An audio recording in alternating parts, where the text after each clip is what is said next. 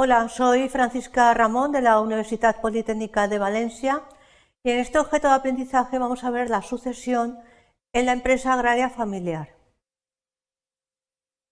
Para ello, los objetivos que vamos a desarrollar son explicar cómo se produce la sucesión en la empresa agraria familiar en unos casos concretos y determinados, describir cuál es la legislación que se aplica en el ordenamiento jurídico español y, por último, analizar las características de la sucesión en el caso de la empresa agraria familiar. Hay que tener en cuenta que es una sucesión de carácter peculiar y que no se regula por el Código Civil. Los contenidos que vamos a desarrollar son los siguientes. Vamos a ver cuál es la transmisión y sucesión en la empresa familiar en el caso de los arrendamientos rústicos históricos. Vamos a detenernos brevemente en la transmisión inter vivos y mortis causa y haremos referencia a un anteproyecto de ley de sucesiones donde la empresa familiar tiene un tratamiento específico, aunque este anteproyecto de ley de sucesiones no ha sido, no se ha realizado un procedimiento respecto del mismo. Terminaremos con unas conclusiones y algunas referencias de bibliografía por si quieren ampliar la información sobre esta materia. Bien, la transmisión y la sucesión en el ámbito de los arrendamientos nos vamos a detener en el ámbito de lo que es la empresa agraria familiar. Por un lado, vamos a ver qué regulación tiene esa sucesión de estos arrendamientos históricos valencianos, que son unos arrendamientos peculiares que tienen la característica de una duración indefinida, y luego veremos cómo fue el tratamiento que se contenía en el anteproyecto de ley de sucesiones, sobre todo para favorecer la sucesión en el ámbito de la empresa familiar. Todo ello está contextualizado en el ámbito territorial de la Comunidad Valenciana. Bien, lo primero que tenemos que ver es cómo se realiza la transmisión en vida del derecho del arrendatario o de la arrendataria. Para ello tenemos que hacer referencia a la Ley de Contratos y otras relaciones jurídicas agrarias del año 2013, 26 de julio. En el artículo 44 nos da la información suficiente para conocer cuál es la transmisión en vida de ese derecho del arrendatario o arrendataria.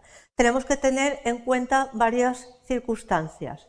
Primero, que en el caso que haya una jubilación de la persona arrendataria o haya una incapacidad física, psíquica o sensorial que le produzca que no pueda realizar el ejercicio del derecho que ha adquirido mediante el contrato, es decir, impidan o le dificulten gravemente y de modo previsiblemente definitivo el cultivo. Entonces hay que tener en cuenta que en esta situación el arrendatario o arrendataria podrá cederlo a una persona física. Ojo con esto, porque no se admite una persona jurídica que se designen entre quienes hayan estado cooperando de hecho en ese cultivo, o bien las personas que podrían sucederle ab intestato en el caso de fallecimiento. Otra de las características es que esa cesión se debe de comunicar de forma fehaciente a la persona arrendadora, o bien se debe de hacer constar en la libreta, ya que la libreta es opcional, que es el documento que recoge todos los acontecimientos del arrendamiento. Entonces es o bien una comunicación de carácter fehaciente o bien que conste en la libreta, de tal manera que se indique la persona a la que se cede el arrendamiento, de tal manera que los siguientes recibos van a ir ya a nombre de la persona que ostente la cesión. La cesión puede ser a cambio de un precio o totalmente gratuita. En el primer caso, la persona que es propietaria de la tierra carece de derechos a la participación en el precio y a la elevación de la renta. Producido el hecho que determina la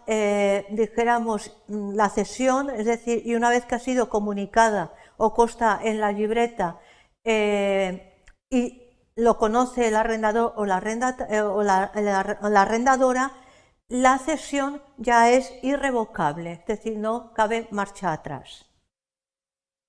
Hay que tener en cuenta que, como hemos visto, que se hacía referencia a una incapacidad física, tenemos que aplicar, en este caso, la legislación respecto de la modificación que se ha producido en el ámbito civil con dos normas. Primera, la ley del año 2021 sobre la reforma del ámbito civil y procesal para el apoyo a las personas con discapacidad en el ejercicio de su capacidad jurídica, y por otro, la ley del año 2022 que modifica el texto refundido relativo a la legislación, a la Ley General de Derechos de las Personas con Discapacidad y su inclusión social, y que regula la accesibilidad cognitiva y las condiciones de exigencia y aplicación.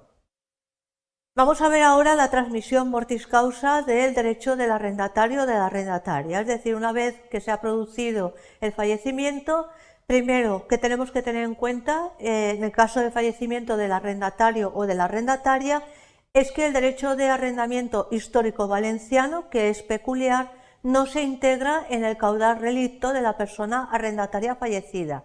La sucesión sigue sus propias normas que aparecen reguladas en la ley del año 2013 de 26 de julio. Y sigue una serie de prelación. Primero, la sucesión en el arrendamiento se hará de la siguiente forma. En primer lugar, la persona física, insisto, no persona jurídica, que haya sido designada por el arrendatario o arrendataria en el testamento o acto de última voluntad. Será válida también, igual que se ha producido con la transmisión inter vivos, la designación que se haga en la libreta firmada por ambas partes. A falta de una designación expresa, la persona que siendo heredera, legataria o legitimaria de quien sea el causante, fuera cooperador de hecho en el cultivo de la finca en el momento del fallecimiento del arrendatario o arrendataria. Si no hay cooperador, sucederá la persona que sea cónyuge supéstite, que no esté separado legalmente o derecho, y ojo, que tenga hijos comunes con la persona causante. Si no hay ninguna persona que reúna las características indicadas en las letras A, B y C, en defecto de todos los anteriores, cualquiera de las personas herederas, y se establece una preferencia en función de parentesco de grado más próximo, edad y, en último lugar, la suerte. El anteproyecto de ley de sucesiones, que no ha prosperado, contemplaba la empresa familiar. Simplemente hacerles algún apunte. El artículo 112 hacía mención a la empresa y el cálculo de la legítima. Lo que nos interesa es precisamente que lo que se contemplaba en este anteproyecto, que no ha prosperado, es que si el causante hubiese dispuesto inter vivos o mortis causa de la titularidad de la explotación empresarial, a favor de algunos de los legitimarios, se entenderá que el beneficiario o beneficiarios suceden de la propiedad de la explotación económica. De tal manera que hay que tener en cuenta que las deudas no se computarán a los efectos de lo indicado en el artículo previo, en el artículo 111, para fijar la legítima del grupo de legitimarios ni la particular de cada uno de ellos. Como conclusiones, dos aspectos muy importantes. El arrendamiento rústico histórico valenciano tiene una peculiar sucesión que sigue un régimen diferente al derecho común.